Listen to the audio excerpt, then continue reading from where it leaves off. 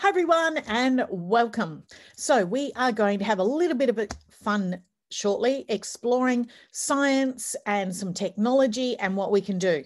So what I'm going to do is share my screen with you to start off with. So I'm just going to jump into my presentation and we will start everything working. So we're going to look at science, iPads, apps, and lots of other cool stuff. So we're going to focus on iPads because that is the device that is used in the majority of our schools. So when we think about the early years, we want a device that is pedagogically appropriate. And I'm sorry, you cannot convince me that using a laptop and a mouse and a keyboard and all those things are pedagogically or developmentally appropriate. So we're going to focus on what we do with our iPads and how we can use our mobile devices in different ways. So I've said to look at things that you can download, because what you can do is you can kind of follow along with some of the things. I've made this as a video, so you can stop and pause and have a look at it in any way that you wish. So a little bit about me. So I'm a lecturer at Notre Dame. I'm working in the fields of science, early years, maths and technology. Love my tech. I'm a private consultant, so I work with lots of schools around Perth and Australia and even internationally, doing lots of different things. I specialise in iPads and in a one-to-one integration, particularly where schools are starting that whole process of how do they build good, effective technology use all the way through their primary school. I'm an Apple Distinguished Educator. There's only a few thousand of us worldwide. I'm class of 2013. And I'm an Apple Professional Learning Specialist, of which there's only 30 something of us in Australia. So we have to be accredited with Apple, and it's a jolly hard thing to get. So I work statewide, national and internationally, and they commission me to do different things and so on. So yes, I love my iPads in particular. That's where I spend a lot of my time working with different teachers and educators around the world. So let's have a little launch into things about science and our early years. Isn't this the most gorgeous photo? So science in the early years, it has to be active. We often forget and we focus on the content, but when we're looking at our early years, science is all about being in there. It's letting kids explore. It's letting them touch and feel things. It's putting them in the oobleck. It's getting the water. It's looking at the soapy. It's having all of the sand exploration. It's allowing kids to connect with the natural world. It's getting them to go through that beautiful sense of wonder and awe. You want that, oh, wow, look at that. You want them to notice all of the amazingness that is in the world around them. You want them to work out, how does that happen? Why does that happen? What are those questions? You want to bring them to the front. That's what science is all about, because what we're doing as educators, we're building those experiences in all different ways. We're making the right experiments for the kids at the right developmental and pedagogically appropriate age levels. So I would not do the same thing with 3-year-olds that I would do with my 8-year-olds. So I make sure that my science is focused on the level of the children, but also the resources that I have available in my school or in my centre. So traditionally, how do we incorporate science? So I think we often see science as this idea that's already discovered, and we as the experts have to tell the kids. Well, really, when we work with early years, it's not that at all. We can tell the kids all of the things under the sun, but they're never going to remember them because they're not part of their life. They're not lived. They're not working within the zone of experiences that they have had. So we have to kind of throw some of that away. And we have to think, we're not the experts. We have to provide the experiences. So we want to make sure that we look at it through a far more holistic point of view than the things that are shown there. So if we look at this as a contemporary approach, so number one, science is viewed as active exploration. So it means that the kids have to be in there touching, feeling, doing. The teacher is viewed as the facilitator of that. So it means that we're able to set up the explorations, we're able to set up the provocations, we're able to organise the equipment, we're able to ask the right questions to get the children involved. And we think about that through the idea of some individual and some small group, or it could be whole class things that we set up as those investigations. When we look at what do the children know, we have to think about multiple experiences and multiple exposure to things. And we try where possible to link our content directly to the children's experiences in some form. So we don't want to tell them things without the children going through that. So that's why when you look at your science curriculum in the early years, it's all about the children and the world immediately around them. We don't want to talk to them about things that are happening in Africa unless we're living in Africa. We want the children to explore their immediate world. So we have content, yes, but we want it to be part of what they explore rather than part of what we tell them. We want to give them then lots of opportunities to collect and record data in all different ways. And my love is to make sure that science is integrated with other curriculum areas. Now, obviously, we're going to do a whole lot of technology things as well, but we want to build it all together. So when we think about it, what does technology look like in the early years? So if we look at science as being part of what we do with our world around us, technology is the way that we connect the science, the child, and their world. So we want to work out how do we record what the children know, what they believe, what they've experienced, and we want it to be that lens into other spaces. So you can see in that photo, we've got the children with some natural materials and they're having a look at them under the microscopes. They're classifying, they're exploring, they're using all their describing words. They're providing that lens into all of their other experiences. So when we think about our early years, we can kind of break it down into science and technology looking like this. First of all, we can use our technology as a mirror so the children can see their experiences reflected for them. We can look at it as a window where we're providing the lens and the opening into the big wide world. And we can look at it as a magnifying glass, either literal or figurative, that we're magnifying their content, we're magnifying their experiences and doing it in lots of different ways. So this work is all based on the work of Dr. Donna Cross, and she wanted us to look at this through this different way rather than always looking at technology as the thing we use. She said, let's look at it differently. So let's get us to tailor the learning to the interests and abilities of the children. So it provides a mirror. So when we use technology as part of science or as part of any learning area, we want it to map to what the children are already doing and what they're already able to do. We want it to be a window so that we can look beyond and out. And we want it to be a magnifying glass so we can go really deep at different moments for our teachable moments. We don't want it to always be the game that we play. We want to take those away and we want to make sure that our technology is used in our science lessons or in our experiences in different modes. So when we think about it, what we have to consider is, well, what devices do we have available? So when we look at what's going on in our schools, these are our different things that we could have. We could go all the way from no devices, literally the opposite, where every child has their own device. Most of the time I find in our early years, we've got shared devices. So you might have 6 iPads. They might not be the latest iPads. They might be the ones that are 4 years old that have come from the year 5s and they're down now in the kindies, and that's normal. You may have 1 or 2 laptops that people go, oh, the kindies will be able to use those. And you're like, oh, really? So I tend to hand those back to the people that give them to me and say, oh, they're probably better used somewhere else, or let's pop those in the bin, because that's all they're useful for when I'm looking in an early years room. And again, iPad is our tool that we tend to use the most. So let's put this into context of what is actually in our education systems in WA, because a lot of people think, oh no, there's lots of things and, you know, we're not saturated by technology. What we have is over 100,000 iPads are in our Department of Ed primary schools in WA. They were stats from early 2020. So I'd imagine that has increased probably at least 10% over last year. I know that we have almost 100% of our Catholic Ed schools have some iPads available. They may not be available for every year level, but they're definitely available within the school.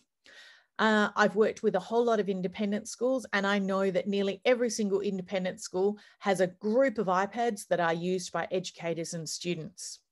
Our fastest growing use of technology, however, is in our early learning centres. And what we're noticing is that now we're up to about 80 to 90%, and sometimes in certain suburbs, we've got all of the early learning centres that have apps that connect the centre with the parents and allow the sharing of photos. And there's a whole range of those apps that can be used.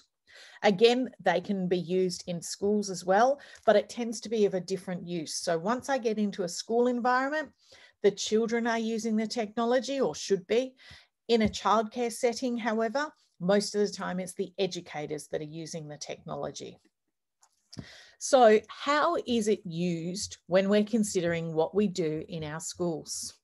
So I find that it tends to be used in these two different modes.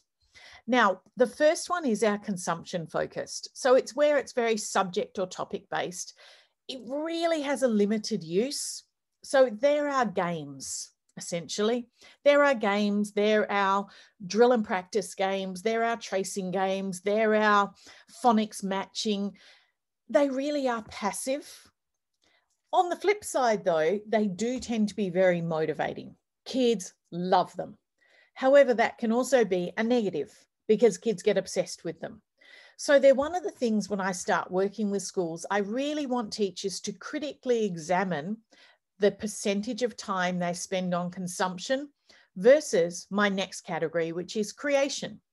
So when we're thinking about how do we get young learners using technology and how do we get them integrating it with a learning area like science, I want them to focus on how they create their own things, how they take photos, how they record their audio, how they make their own books, how they create their own presentations to share with mum and dad. So I want them to think about a way that we can use it through a variety of year levels, a variety of subjects. I want them to be able to share with others. So using Seesaw, going through some type of process where they can share it beyond just with their teacher. I want them to make sure that we have them very active as part of their learning process, not sitting there passively tapping and tracing.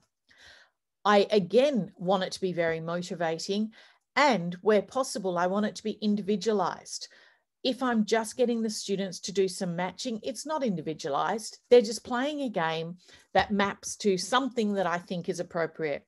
Most of the time, I would prefer technology not to be used in a centre if it's going to be used in that mode, because it reinforces some really bad habits with the kids, and it creates the technology as the babysitter as opposed to part of our effective learning.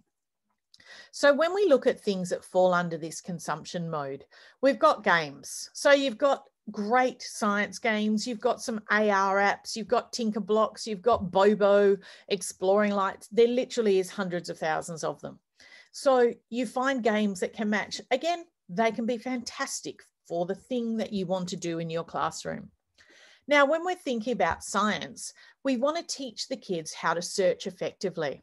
So I find that using a different search engine, so Safari is your browser that you're using, your search engine is the actual thing that you type into. So using Google is our normal default, but you can change on the iPad to have DuckDuckGo. And what that does is that instead of it being the standard Google with all of the 3 million results that pop up, it'll find things which are student friendly and at an appropriate reading level. So it tends to give you far less results, but a lot more focused. And then when I'm searching, I tend to, for science, use a lot of Google Earth and a lot of Google Maps. Oh my goodness, kids love finding out where they are in the world and then where grandma is and where everybody else is in the world. And then we're looking at the local environment, we're looking at the animals, we're looking at the plants, we're looking at our natural environment, now built environments. So then our other thing is using it to access things like content. So there's a huge range of apps for this. We've got the standard bookstore. You've got things like the NASA app. Fantastic if you've got kids obsessed with space. You've got things like David Attenborough's Story of Life. You've got the Khan Academy for lots of really cool explanations for your kids who are operating at a higher level. So there are consumption things. Again, nothing wrong with them, But what we want to try and do is not have them as our focus. So the issues that I have with using lots of consumption is that they've got quite a limited life, and some of them are paid apps, but they have such a narrow focus. You can't use them in lots of different modes. So they don't encourage creativity, and that is something that we really want to do with our young learners. So let's contrast that with our creation level. So when we're thinking about creation, our primary tool that we use is our camera. So get the kids to take photos, get them to use all the different functions like the pano, the slow-mo, the time-lapse, have access to things like the clip-on microscopes, get them to explore the world around them through different modes. Then get them to record their learning using something like Book Creator, Keynote, Pages, your Google Apps for education if you've got access to it. Or with our older kids, you've got the Office 365 suite. So if you're in a West Australian CEWA school, all students from kindy actually have an account as soon as they're enrolled. So you don't want to go through the hassle of getting kids to sign in, but just know that if you do have every child with their own device, get them signed in at the beginning of the year and you've got access to it. So your other thing is all your multimedia. So you can create movies. So you've got text, but then you've also got the multimedia, which fits into your text. So Book Creator will let you put in a movie. So you could make a movie in Clips or iMotion, and you can actually put that movie into Book Creator. Your voice recorder can be an amazing tool that you can use. You've got Explain Everything. So they are all the most amazing tools, but they're all based on the children creating rather than having it as something that the child is accessing. So what we want to try and do is actually create more creation than consumption. There's some issues with creation though. They often take a while for you as a teacher to learn them, but also for the children. They are usually involve some type of payment. So Book Creator is not free. It's $6 or $3 if you're getting it through volume purchasing. And the children need to have regular access to learn how to use things. So you can't do iPads every fortnight and think that your children will remember and be able to do it. They won't. You need to give them access every few days to your iPads in some way. So let's have a think. What we want to try and do is do a lot more creating and less consuming. So what are some real logistics? Your best app, the camera. So you need to put the iPads in the hands of the small children. It is no use just having the educator. So I was out at a school which does a whole lot of technology, yet the children iPads were not signed into Seesaw. So what that told me straight away was that the children are not uploading to Seesaw, only the teacher is. That's a whole lot of work you don't need to be doing. So your best app is your camera. Learn how to use your camera. So let's have a look at a couple of tricks. So you can change the focus and the exposure, and you can help the children to understand how to do that as well. You can think about time lapse. I've had the best time laying on an oval, putting my iPads up, all of us laying down, looking up at the sky, pressing time lapse and recording the clouds moving. And just then having that as our discussion point when we come back inside. Because what time-lapse does, it speeds everything up so they can actually see the clouds moving from one end to the other. Looking at, whoops, got a typo in there, sorry about that. Looking at slow-mo, so doing the opposite to your time-lapse, let them drop something, let them move something around, let them pull some Play-Doh apart and do a slow-mo so they can see what's going on. Now you've got Pano, so if you're getting them to build things, you've got the panorama that you can do. And Pano can go from left to right, right to left, and up and down and up. And you've got things like your microscope. I'll talk to you more about that. So if we have a little look on our next part, there is a little video.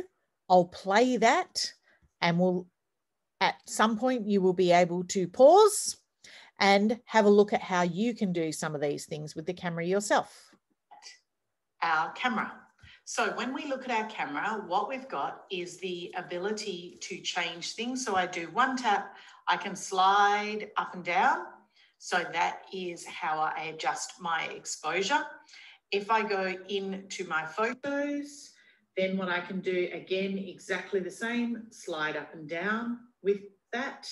I've also got the ability to do a slow-mo, and trick with slow-mo, make sure that you give it a minute, like a few seconds, and that you record for a little while. And time-lapse, so if I tap on time-lapse, it just starts going around. And what I'm able to do then is it will compress everything down. I'll let it go around for another one. And so now if I go in, what I've got is my time lapse, and you can see really, really quick. Okay.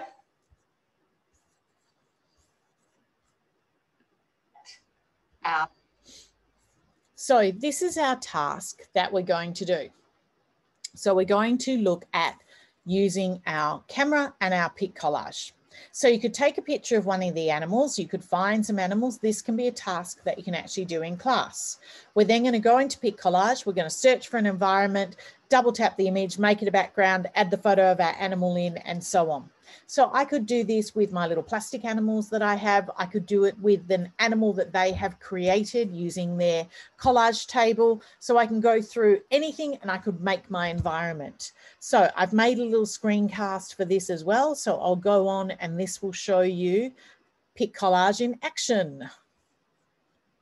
Okay, what we're going to do is we're going to look at pic collage and how we can use pic collage. This is one of my favorite apps. It's a free app and it allows me to manipulate images and do all the things that you might want to do in something like Photoshop, but really quickly and easily. So what I'm going to do is the task that we were talking about before. So what I'm going to look for is my environment. So I'm going to find a forest. And if I have a look in my forest, let me find my forest. There it is. I'm going to go tap. I want to make that one a better photo. So I don't want it. I literally flick it to the top. You'll see a bin appear and it will go into the bin. So now let me go in and find another better forest. There we go. That's better. Now I'm going to do 2 taps on it. And what that will allow me to do is to set it as the background. So now I have my photo here. What I'm going to do now is to add in an animal of some sort. So I'm thinking in here, let's do a frog. So I'm going to look for a frog. I think I'm going to choose this nice bright one. So I go in again, teach the kids how to make theirs look better. 2 taps. I go cut out. I just have to do a vague drawing around him. I wait. You can see down the bottom, I tap on this one. I'm going to get rid of some of that. I tap once in there again. I'm going to erase, and you'll see that I'm going to get rid of more of that there, a little bit more there. That's probably enough. I go tick, and there is my frog. Now, with my pic collage, I can also add in some text. Okay. A frog, F-R-O-G, frog environment, full stop. Now I'm going to change my text. I'm going to change the color of my text. There we go. And I have added in my text. I've added in my picture. I could add in a name. I could add in whatever I want. So I'm going to go done. I'm going to save it to my library. Now, because it's a free app, it likes to give me ads, so I'll ignore those. And the kids get really... Okay, what we're going to do is... So when we're doing something like that, what we're looking at is building our core science skills. So we're getting the children to observe. We're getting them to think about things in a different way, and we're using the observable features of animals to add them into our environment in some way. So when we're doing it, we want to build other skills of observation. So with this, we're going to play a game of mystery pictures. So when we look at this, I've got something under my microscope, and that would be my bricks from the front of my house. My next thing that I have under my microscope, it looks kind of like layers of something. That would be some wood that I have. I've got a beautiful pink, and you go, you know what pink that one is? Looks a bit different. It's not fabric. That's because it is a rose petal. And my next one, this one's a green one. Wonder what it could be. This one is a leaf from a ficus plant. Now, this one looks like it's part of an alien. And in actual fact, all it is my lime. But it had some moisture on it, so it's given me that lovely little bloom to it in some way. Now, just warning, the next one looks very weird. So this, bit strange looking, yet all it is the inside of my rose. So fantastic for kids to explore things and look at them through literally a different lens. So you go, oh, well, that looks a bit like hair. You're quite right. It's my dog. Now you'll be able to notice dog hair and human hair look quite different. This one you can go, it's kind of white, it's kind of blue. And then when you look, it's jeans. So you can see that it's not a normal color. How did we do it? We were using our microscopes. Now, these microscopes are available through Kmart. I know that lots of people already have them, but it's all about getting you to think differently. And so we give the children something that they can explore in different ways. So if we want them to increase their skills of observation, we give them something to help them do that. My goodness, the kids have the best time exploring these. And at $5 each, it doesn't worry me if it lands in the sandpit, it gets a bit scratched, it lands in the water and so on. They're $5. I buy a few of them and I bring them out and leave them on my tables for the children to explore. So let's have a look now at some other tasks that we could get the children to do. I haven't made examples of each of these. I'm going to run you through what the tasks could look like. And these are the things that we will also add as a set of PDFs. So if you want to use something similar, either as a student-focused task or as a teacher-focused professional learning, sit with a few people, see if you can actually get these built in some way. So this is a gorgeous child out in her bush school, and she's got all rugged up and she's holding her iPad and taking some photos of different things that they're exploring. So our student-focused tasks. So think this is using our Play-Doh, and you can buy from, I think I bought them from Officeworks. There are little plastic elements, eyes and noses, a bit like Mr. Potato Head, but without the potato part. And then you can use your Play-Doh and you can make them as big or as small as you wish. There is an app called iMotion. It allows you to make a stop motion, so you can actually have your little character moving in some way. You choose manual, you take the photos, you get the kids to help you with things. From year one, the children can take the photos and do this completely independently. So it doesn't need to be something that's only done with year 5s and 6s. This is something I can easily do in the second half of pre-primary onwards. I can do it in the first half of pre-primary if the children are used to using their iPads. It's a case of getting the children used to understanding how to take images effectively. You then export your movie, add it to the camera roll. You can change the frames per second and make it go slower or faster. All right, now this is looking at different things in our world. So think with Keynote. I use Keynote a lot. Keynote has the most amazing features built into it. And one of the things that I love with Keynote is it exports out, you can see in part number 5, it exports out as a movie in 2 seconds flat. It means that I can save it, I can add it up to Seesaw. I can make a template in Keynote that has do this, do this, do this, do this, add this, put this, do this, and then the students complete it and add it up. And I can make that really simple with just 2 or 3 slides, or I could make it complex to go over the 2 weeks that I'm exploring and growing my seedlings. So the children can use the seedlings that are available at the moment in Woolworths and they could grow those. So this is how do they move? So we're looking at different objects that are moving, and we can go through the process of using our slow-mo, using time lapse, so using different ones. So I love to drop things. I like to get things to move. I like to get, pull back toys and let them go. Things like yo-yos, you might be rolling balls across a table. So think about how do you show how things move? And then you again can create a template into Pages. I can then airdrop it to all of the children. I can put it up as a template in Seesaw. The children can download it.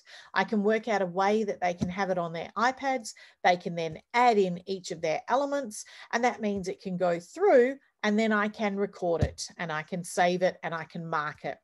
It can save as an EPUB, and then it keeps all the video and audio elements, and it can be read in books on your iPhone or iPad, and it can be added up in different formats onto Seesaw as well.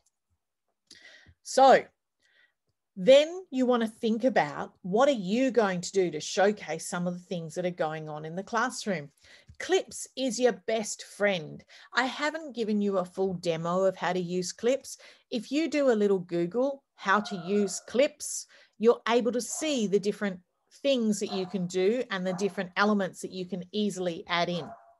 Now, all of these can be added into Seesaw for the parents to see, and then you can mark, you can record, you can use it as your assessment. If you're in a SEWA school, we've got access to Seesaw as part of what we have through our Seesaw, through our SEWA accounts. If you're in a government or in a different system, have a look and see what you are able to use with an app like Seesaw. It may be that you're not allowed to use it in your system, but there's lots of ones that allow you to do that sharing. We've got access as part of our SEWA system. So you're thinking, oh my goodness, there is all these places that we can look at. There's all these things we can do. So let's think, where do you start? Best place to start with your camera. Just get the iPads in the hands of the children, get them taking photos of the world around them, get them using it as their literal lens to the world that is beyond them. Get them to share that in some way. Then introduce them to an app like PicCollage, where they can layer things together. So you can layer all of your man-made environments. You could layer all of the things that are solids. You can put on and you can make something in PicCollage to represent any of your science content that you are doing. Once they're familiar with something like PicCollage, then introduce them to a book. And not just a normal book, but introduce them to a book where they can add in different elements. So my favorite, Book Creator or Pages. Pages is free and comes with your iPads. Book Creator you need to pay for, but most schools have the licenses for it. And then once you've introduced them to that, then add all your multimedia elements. Add in the audio, add in your communication of different sorts. And finally, go through a process of sharing it with parents. So parents get to see what you're doing with technology and what you're doing with science in your classroom. They can then encourage different things to happen at home as well. So start with your camera, share it to PicCollage, then share it to Seesaw. Or with your littlies, just go straight from the camera, straight up to Seesaw. With your year ones, camera, PicCollage, start to introduce your book. By the time they're in year 2 and 3, they should be confidently using their camera, their PicCollage, their Book Creator, and adding in all of the elements. That's where you begin. It doesn't have to be complicated. So as a review, create some opportunities for the students to create their own content. Don't just let them consume content that other people have created. Use the camera as your window, your mirror, and your magnifying glass to the world around them. And finally, put the technology in the hands of the young learners. Do not keep it in the educator's hands, put it in the hands of the children. So I want you to say, be brave, let the children explore and capture their world. It doesn't matter what they're doing. Give them a purpose, give them a reason. Do not sit them in your classroom tracing things. Give them a reason to explore the world around them. And finally, if you want to explore more, contact me and we can have a bit more of a discussion. Happy to chat with you or your leaders about how we possibly change the way that technology is being used in the science field, as well as just generally in your early years. Thank you so much.